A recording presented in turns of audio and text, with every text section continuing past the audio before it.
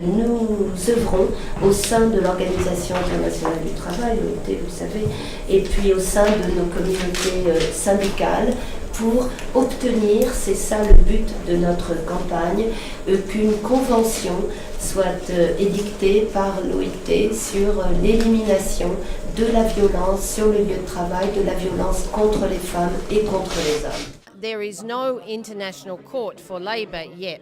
Il n'y a pas en fait de cour internationale du travail, mais on a l'OIT et l'OCDE qui ont des mécanismes qui permettent de recueillir les plaintes des employés.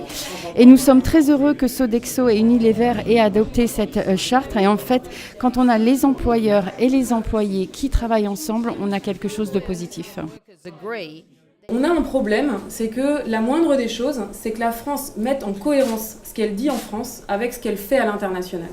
Comme Sharan l'a expliqué, on est dans la dernière ligne droite sur la norme OIT et la France doit maintenant rendre sa position sur le contenu et la portée de cette norme. Les employeurs ont une espèce d'obstination à répéter que tous les débats ou travaux de l'OIT ne doivent pas être contraignants. C'est un peu comme si on avait des articles du Code du travail qui ne soient pas contraignants. Ça me permet, avant de revenir sur la France, de revenir sur le distinguo entre convention et recommandation. La convention a un caractère beaucoup plus contraignant à l'égard des États, qui donc doivent s'engager juridiquement à ce que tous les textes internes d'un État soient conformes au droit international du travail.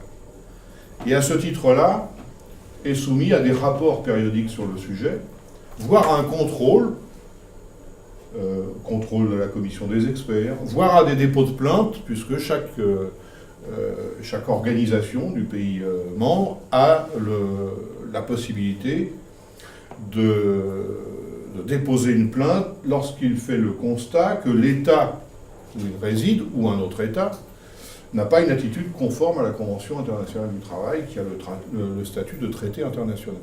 La campagne de la CGT participe de cette mobilisation. Il faut créer un rapport de force. Pour obtenir une convention, il faut obtenir une majorité des États.